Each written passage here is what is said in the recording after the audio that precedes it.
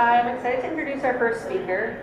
So Dr. Tyler Wist is a research scientist in field crop entomology with Agriculture and Agri-Food Canada at the Saskatoon Research and Development Centre, and has been studying aster leafhoppers and aster yellows and flea beetle attacks on canola for much of his career. He's going to be talking this morning, a presentation called Canola Under Siege. With that, I'll give the mic to Tyler. Awesome. Thank you very much, Delaney and Amy. That's fun to say. You guys should always work together as a team. Thank you everyone for coming here today. It's been a cold morning. The Government of Canada hybrid didn't want to start. So, canola under siege. Well, this just made me think, well, I gotta see what artificial intelligence thinks canola looks like. So, here's some canola under siege by Copilot. That's what AI thinks canola looks like. So I don't think it'll be taking over the world anytime soon, but I still say please and thank you to my Google when I talk to it. So here we have the insects. They are attacking canola, which looks really happy about it. At least they got the yellow flowers right. So canola under siege. And here we go again. This is off the Canola Council website. All of these insects put canola under siege. I'm going to only talk about two though. One of them you probably absolutely hate and you know plenty about. Those are flea beetles. They're ones that attack in the spring, but they'll also attack in the summer as well. And one that you might not know much about, the aster leafhoppers. And so on their own, not a huge problem. When they come loaded and ready to infect plants, that's when they start causing problems. So, no talk about flea beetles would be complete without an absolutely decimated cotyledon. So, cotyledon gets attacked as soon as it pops out of the ground by flea beetles. We get the damage looking like that there. Here's one of the public enemy number one, the striped flea beetle. So, let's see some audience participation. Who can read off this scientific name for me? Yell that out. Nobody's brave. Okay. I'm not even going to say it. I'm sad about you guys. So, here's our second culprit. This is a crucifer flea beetle. So this one has been with us the longest. The striped flea beetle has been moving around the country, but the crucifer flea beetle has been in our growing region for quite some time now. Both of them, though, are introduced to North America. Neither of them should be here. So when they put canola under siege, it's like a foreign invader on our turf. So, this is what your plants would look like without any kind of defenses. Two cotyledons, completely decimated. We're probably looking at 90% damage there. A little bit of hot, dry weather, those plants dry up and blow away. Sayonara canola. So that's undefended canola. Our action threshold, this is where you want to hop on your sprayer, take some action, especially if it's a hot day, is this one right around here. And let's back up. So 20% damage to that cotyledon, 30% damage to that one. No damage to your apical meristem, which is good. That puts the action threshold at 25%. On protected canola, you can maybe wait a little bit, but on a hot, dry day, when you've got a lot of flea beetle activity, that 25% can be exceeded and get up to 50% in a matter of hours. So once you get up to the 4-leaf stage though, canola can ride out these canola attacks by the flea beetles, but you need to start scouting early. So there's that 25% damage there. We used to call it a nominal action threshold because it wasn't really based on science, and then we tested it out, and sure enough, we start losing yield at about 45% damage, which is just before that 20% damage. So what you want to do is you want to go and scout 10 plants in an area, move over to another 10 plants, and remember that the flea beetles like to come in from the margins of the field. So that's where you want to start scouting, but you also want to scout into the middle to see how far they've penetrated your defenses. So just looking at a scale of 0, which is no damage, up to 90% damage, which you don't want to get to. This is a 10-point scale. That last one was a 5-point scale. This one might be easier to work with. Like, yeah, I think that's about 10% damage. Here's 20% damage. It's starting to look pretty ragged. And then we get up to this 30% damage there. and we've now exceeded the action threshold. So there's a nice close-up picture of both of those. Any idea why we call this one the striped flea beetle? Yes, entomologists are super creative with their naming. It has stripes. This one's the crucifer flea beetle just because it feeds on crucifers. It's kind of a blue-black and really shiny when you look at it. They're both about the same size, and they both do about the same amount of damage. I tested that out. So these guys are a chewing feeder, so it's their mandibles that they're using to assail the canola. Now that striped flea beetle, you can see right here on this bar, actually comes out earlier than the crucifer flea beetle. So earlier planting recommendations said plant your canola early to avoid flea beetles, but now that the striped has moved into most of the growing regions, you can't plant early anymore because they come out about 2 weeks before the crucifer. So here's the crucifer starting to come out, and then here's the crucifer, and we still have a lot of stripes. So we've got complementary feeding by both flea beetle species going on there. And this is a comparison of 2 years, 2018 versus 2019. So pressure in each year can be different. So 2018, not too bad. 2019, good thing I was doing experiments because we had lots of pressure there. So these adults, at about the 26th of June, you see how we're dropping down to almost nothing? That's because they're laying eggs. And those eggs are right here. So this is a picture from Tarshi, who actually figured out how to put these guys in a colony. And they lay eggs on the canola roots. These larvae hatch, and they attack the canola roots. They can actually do 5% yield loss, but there's not a whole lot you can do about these guys in the ground.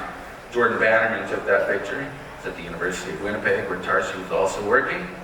And then out comes the second generation of flea beetles. These ones are heavily concentrated. They'll stick around in the canola crop.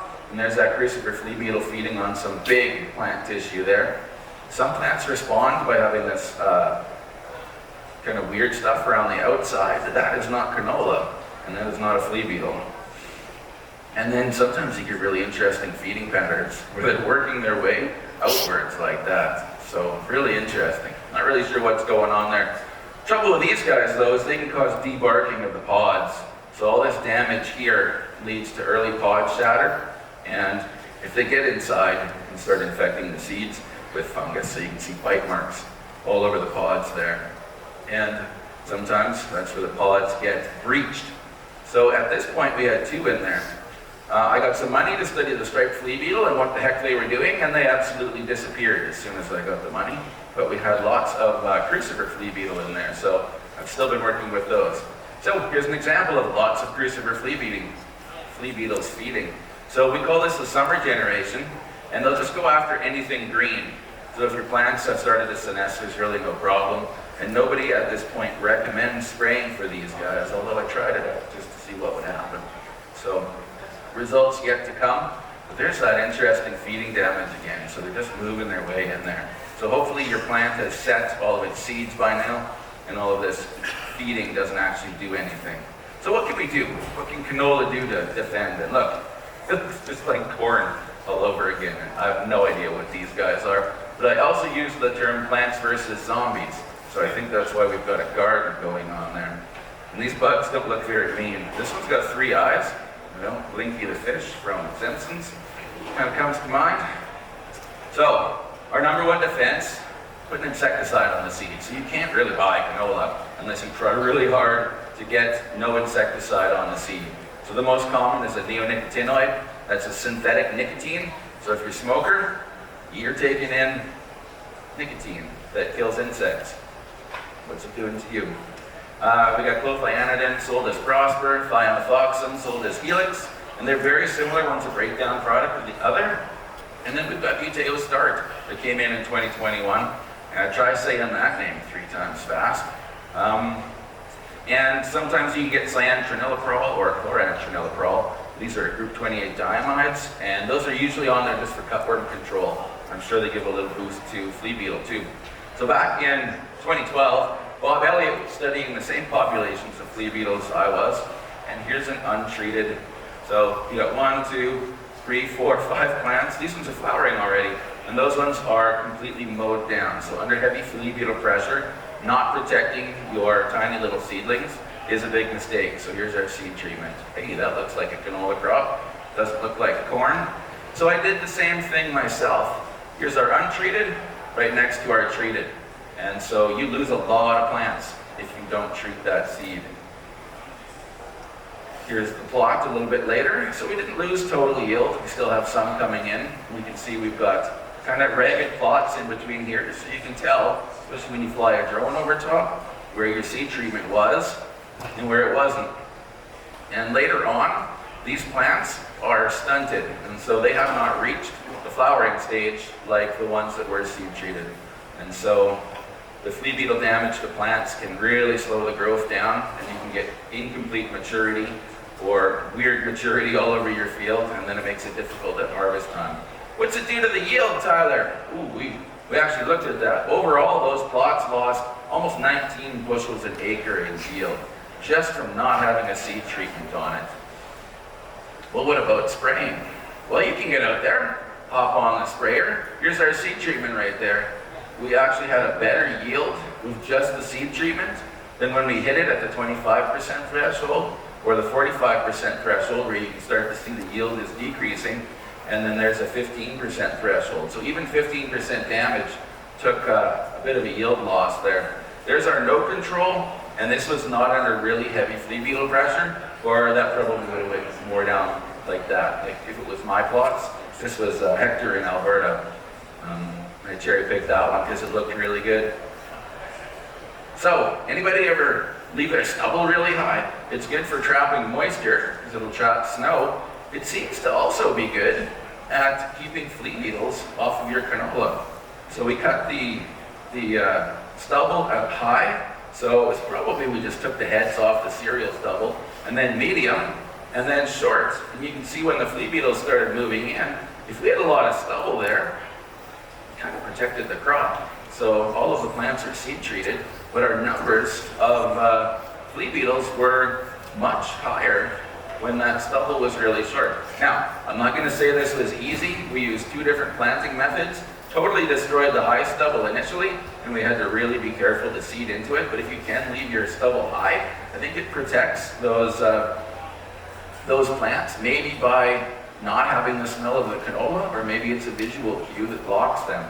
Because flea beetles, when you don't have any stubble, just completely bare ground, they love it. So green plant on black earth, they just get drawn in by that. And so that's usually how I do my plots, is no stubble at all and just black earth for the maximum amount.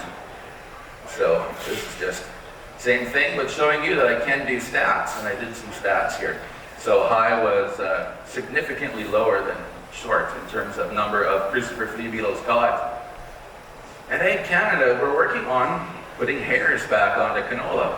There's a crucifer flea beetle working hard at eating that non-hairy leaf, and there's one that just is having trouble with this hairy leaf right here, and it wanders off. So flea beetles have a really set parameter, so it's like you at the dinner table, they have to sit down, they have to pull their forks out, they have to maybe wipe their faces, I don't know.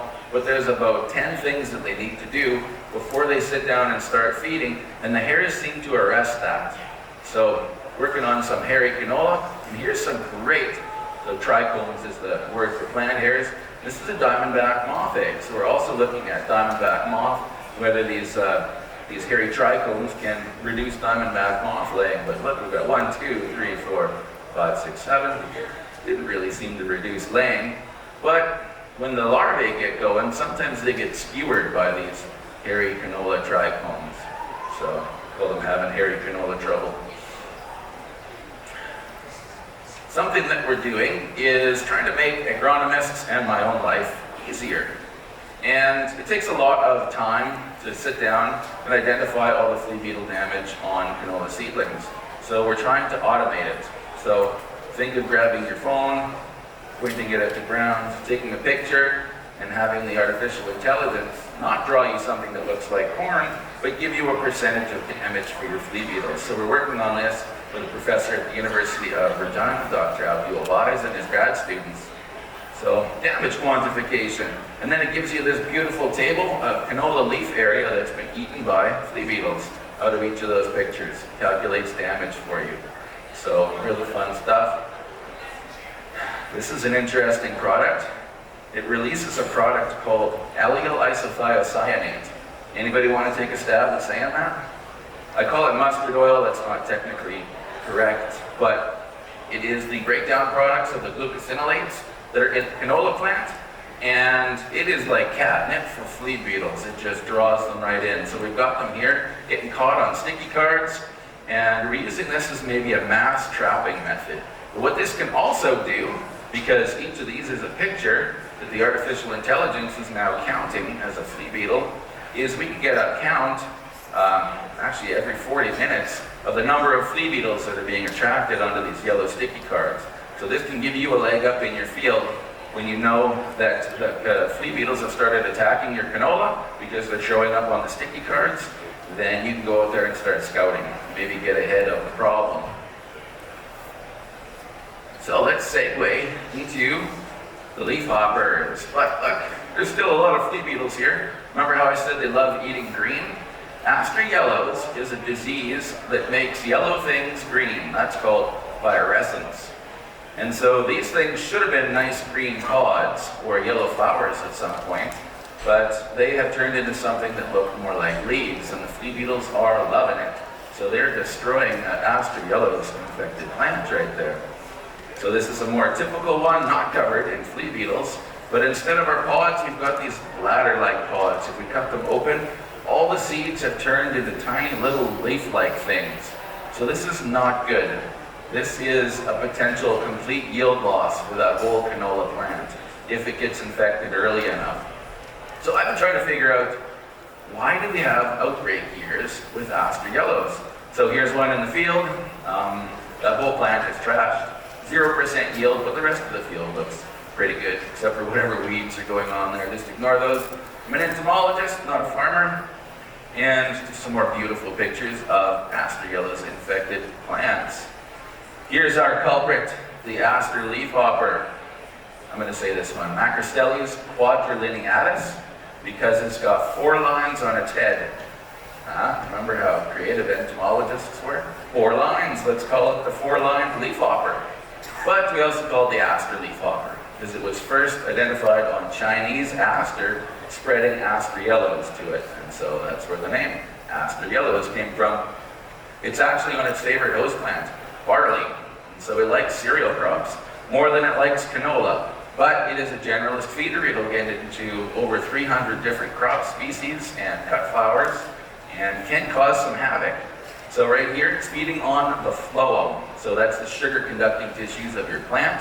When it does that, it can inject phytoplasma that go up to the growing regions and just damage them. So here's a yellow flower, that's what you want to see. But we've got a development of that bladder-like pod that we saw. And then this here, 0 yield from that pod.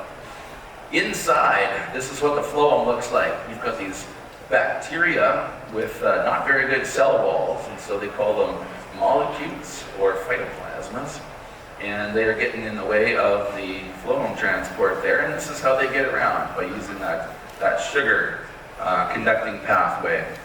So if I ever have AYP, that stands for the aster yellows phytoplasma, and it's these guys, and they cause the disease aster yellows. So they can only live in the leafhopper or the plant, so we can't culture them outside of that. So here the leafhopper is picking it up from the phloem in the acquisition phase, then it goes out from its guts into its chemolymph, which is a fancy name for insect blood. So if you remember anything, remember the word chemolymph. And then they can transmit that in the infection stage when the phytoplasma goes into its salivary glands. So we've had aster yellows outbreaks here. So we had 200, year 2000, 2007, 2012. This is the big one that everybody remembers. So we had 64% incidence, which means that there were 64%, so 64 out of 100 plants looking like that in a canola field. And if each one of those is 0 yield, that is a big yield loss. 400 million was the estimate there in canola losses. So I got a project, and I was working on this, and then every year I said, this is going to be the year for a big aster yellows outbreak. And 2023 wound up being the year, the last year of that project. So the incidence wasn't as high as it was in 2012, but 36% is still pretty bad. And when you look at the number of fields infected, which the grower associations will go out and do, or fund scouting, the provinces go out and they get these numbers for us. But most years the incidence is less than 0.1%. You're hard pressed to find one of these plants in the field. So why? Why do some years, why are they bad? Why are some years decent? So trying to figure it out. These things are migratory, so these leafhoppers really suck at living in Saskatchewan. If it gets a little bit cold, they die. So they kind of come from the Gulf states, potentially Texas, and this is one migratory hypothesis, one big migration from Texas all the way up here into Western Canada. So we're looking at maybe if they're coming from here to here, maybe they're picking up aster yellows here. And this is the leapfrog migration hypothesis. So they come up, have a generation on the winter wheat in this area here before they come up into Canada. And then this is the one that I thought was really interesting, because if we have aster yellows happening differently year after year, maybe they're coming from different places. So maybe they're coming from over here in California and they're feeding on something different that they're picking up the infection from. Maybe they're coming from Florida, picking something up there and then bringing it in. This one we quickly discounted though. So the first method we looked at was population genetics. So you're looking at the genome of these insects, and what we found was they were basically all genetically the same. This one here, absolutely the same. 681 base pairs of no difference, which kind of kills this whole they could be coming from everywhere hypothesis. This works in diamondback moth because they do come from distinct little populations. What this is probably telling us is that they are coming from one big population and they're just genetically mixing all the time. So my grad student Carolina did that work. So we tried a different method. So this is a method called the stable isotope ratio. So you're looking at the ratio of heavy hydrogen to normal hydrogen. And they do this to tell where migratory birds have been spending the winter. And so wherever you're feeding, you're laying down body tissue with the hydrogen ratio at that latitude. And so, hey, let's do this with leafhoppers. We had the scientist, Keith Hobson, was working with Jeremy McNeil, and they were working on a migratory insect called the true armyworm. And they only needed a couple of wings from a true armyworm, so one sample gave them enough wing tissue to do that kind of work. With this smaller insect, it was not as easy. My technician Nancy called this fairy dust. If she sneezed, those wings and the legs that she would pull off, gone. If she breathed too heavy, gone. So the Saskatchewan leafhoppers have this long bar right here. And so these are the ones from my colony. So the shorter the bar, the further they have migrated. So 2018, they had kind of that migratory, that long migration. And then it matched some of these ones here, sources in Kansas. For the other migrations, 2019 looked like it was coming from a whole lot closer, and this one was a little bit different. We also used winds, and so you can use this NOAA high-split model to model the movement of a particle of air up into here. So we caught leafhoppers on yellow sticky cards and with sweep nets, and at the first appearance, then we could take that and say, okay, 24 hours before, where was that wind? 48 hours before, where was that wind coming from? And these little dots indicate that the wind was 5 meters from the ground. So if you can imagine, that's where the leafhoppers were getting onto the bus and catching their ride up into Western Canada. What's going on in this area? We have got winter wheat that is starting to senesce and being harvested. So their crops are being taken down. They move to greener pastures because our spring wheat is just happening at that point in time. So here's that 2019 where I said they may have come from really close by. They seem to have all come from the North Dakota region there, which is really interesting. But they weren't very infected and there wasn't a lot of them. When we looked at the deuterium isoscape, so that's that stable isotopes, the blue band says, yeah, this is probably where they came from, and it's right there through the Dakotas. So these two things were matching up really well. Here's 2020, we got a lot of leafhoppers. We were all hiding under our beds for COVID, but I was still out there catching leafhoppers. and we had winds from the same regions. Here's our first catches in 2020 there, and now we're coming down from that Kansas-Nebraska area where the winds hit the ground. The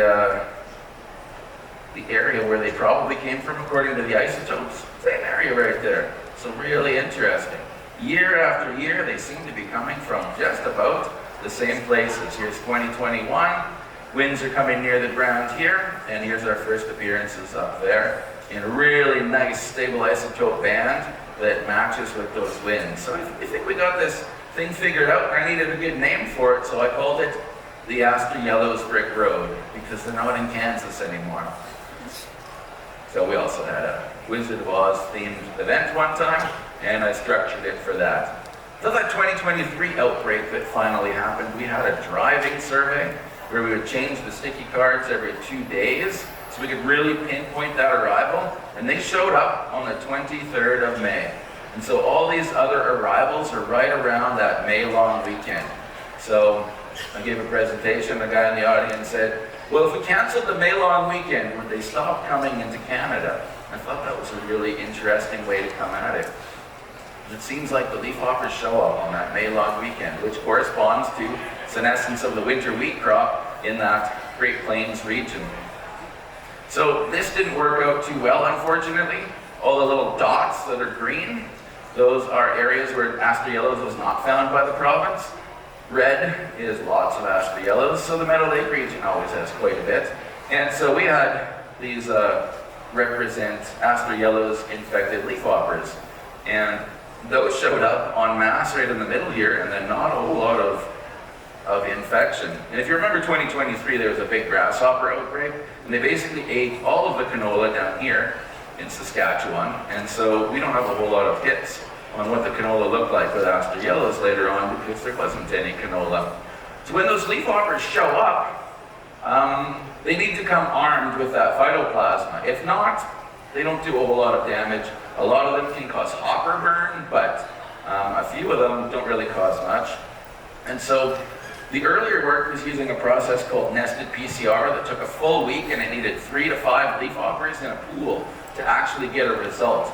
And so our genetic guy, Tim DeMonso, said, we can do better. Let's use this lamp assay, and now we can do 1 leafhopper in half an hour and get a positive result. We can do it one of 2 ways. So this is a fluorometric reaction, so it's a color change, and here's 20 minutes where the positive leafhoppers start going positive. And it can also tell us a little bit about how infected those leafhoppers are as well. In the field, this is a potentially field-ready kit, where if it has Aster Yellows, the pink turns to yellow.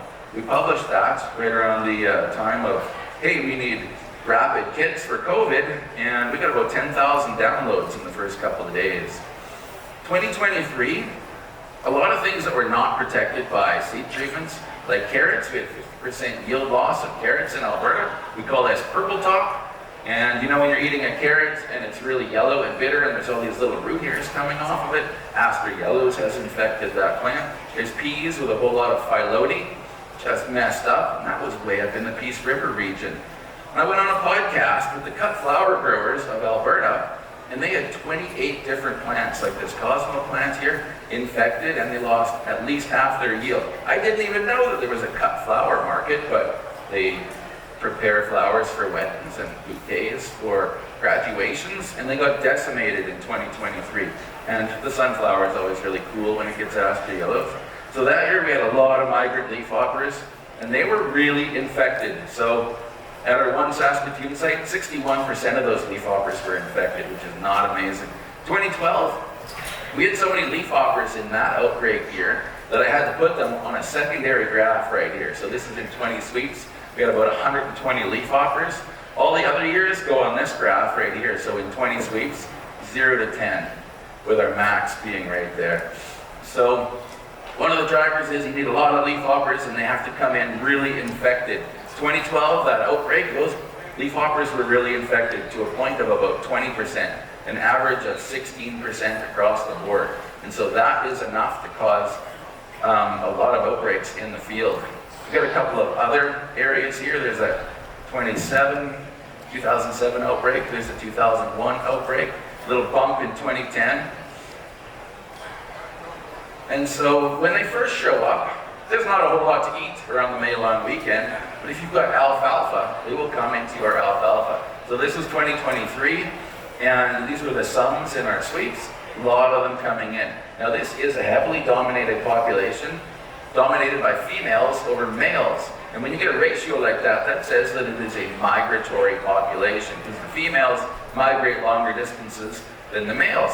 Then they kind of drop right off here, and then they came back again into the alfalfa. So now we're talking about if they picked up the infection somewhere in here from crops or from other plants, then they could bring that back into the alfalfa, which is a perennial crop, and the phytoplasma can go down to the roots and then come back up the next year as a green bridge.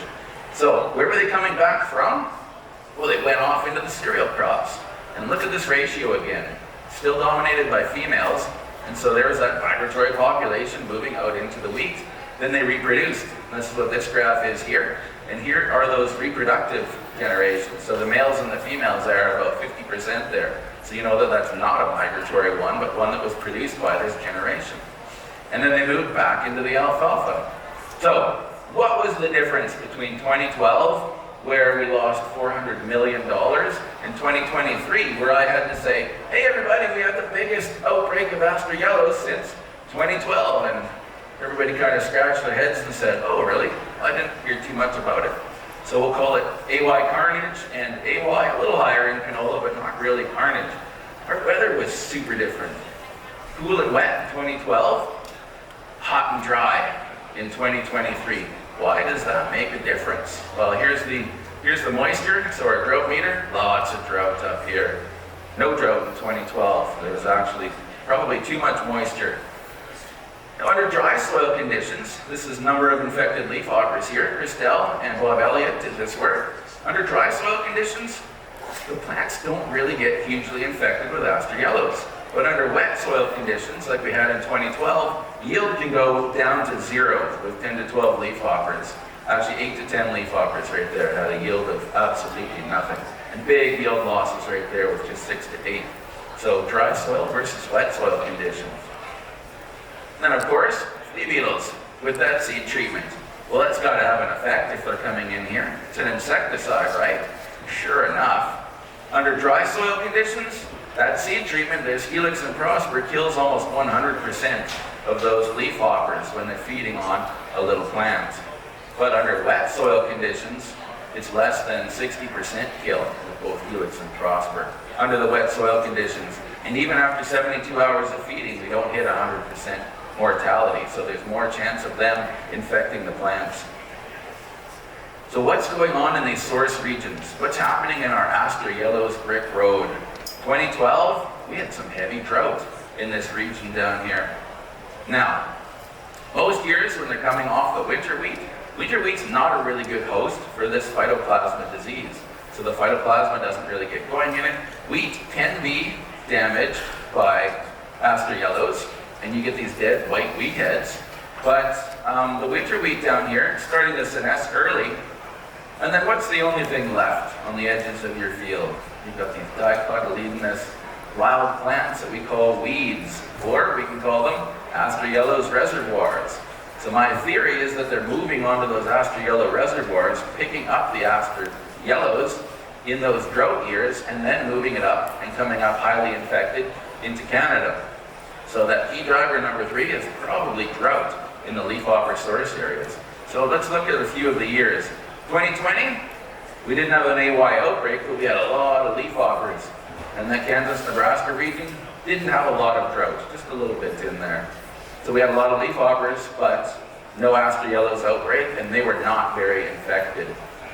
2021, not a lot of drought in this region, not a lot of leafhoppers, and we didn't have a whole lot of infection. So there's that deuteriomyces escape again, just showing where they came from. 2023, severe drought in Kansas and Nebraska. So that matches that 2012 pattern.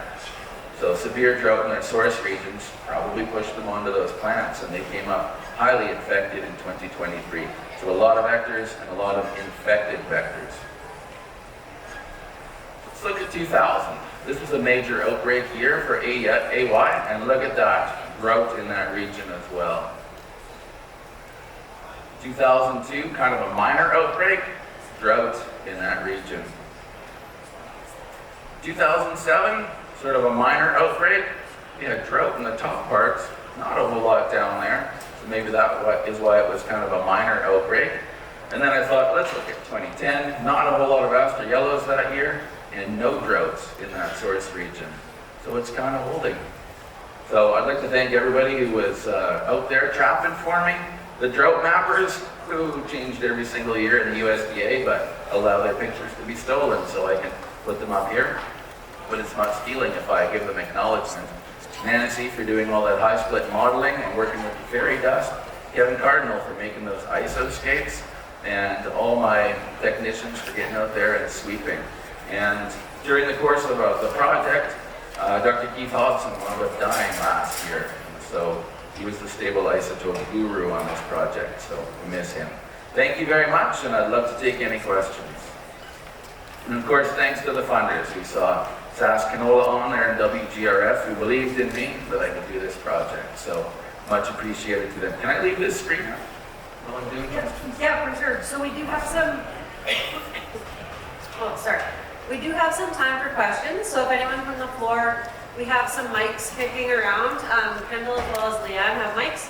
So if anyone wants to bring a question from the floor, we do actually have a good amount of time for questions. Yep.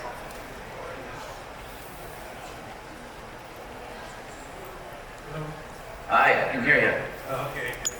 Just a crossover question in a sense between leafhoppers and the flea beetles. Yeah. Seed treatment, of course, we always use. We have last year and some other years had to spray in the 2-4 leaf stage sort of thing that the seed treatment started to wear off. Are you liable to kill quite a few leafhoppers like at that 2 to 4 respray level, or is there any way of telling whether you should try to do it to get leafhoppers or no? Or That is a good question. So, have you ever tried to sweep with a sweep net, 2 to 4 leaf stage canola? Anybody? You just get a big bag of dirt. So, you can look at the flea beetles on there, and you can also look and see if you've got aster leafhoppers. So now that you know what you're looking for, you can get down there, don't get too close, because they're really skittish, they'll jump away like the flea beetles do. But you can have a look at them and see if they're on your plants. So yeah, you would smoke them with a synthetic pyrethroid spray like Matador or Deezus, which is what you're probably going to be using. What we do though, to figure out if we've got potential issues, is we sweep in the ditches. So those are the first things that are green. That's where the leafhoppers congregate. And so you've got brome grass, which is a host plant for them. You've got alfalfa, which they're potentially picking up aster yellows on. And of course, a bunch of other ditch weeds like potentially dandelions, as if you didn't need another reason to hate dandelions. They can also be a host for aster yellows.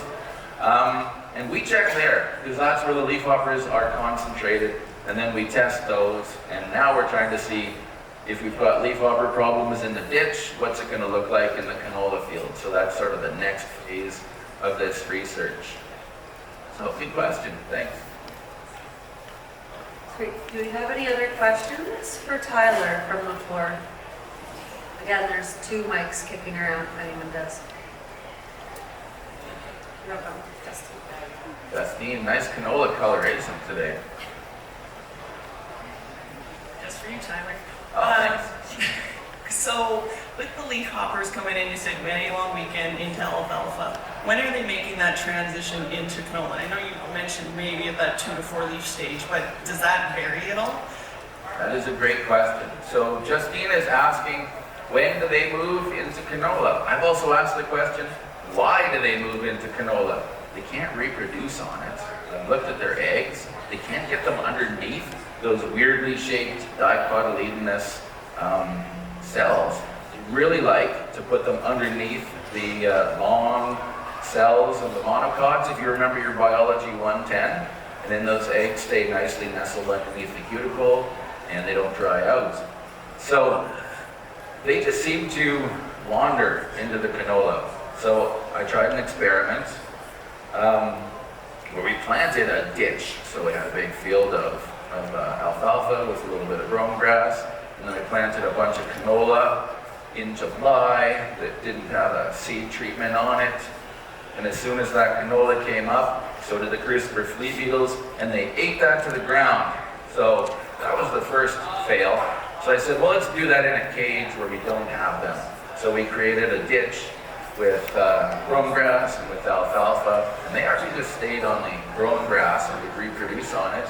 And then 24 hours later, after they were happy and feeding, we put in canola plants, just to say, are they gonna move? Because there's no real reason for them to move.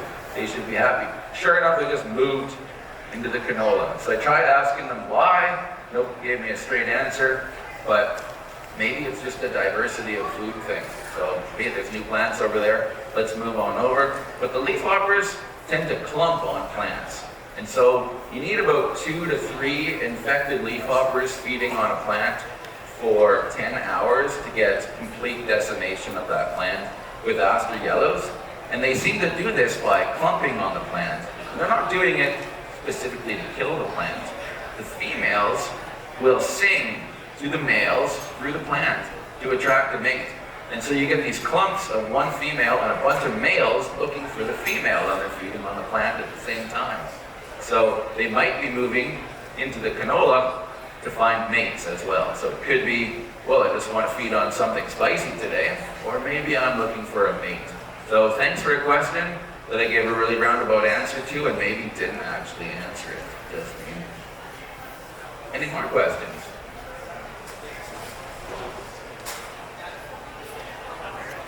If there's no other questions from the floor, I'd ask if everybody could help me in just thanking Tyler for his presentation today. Thanks everyone.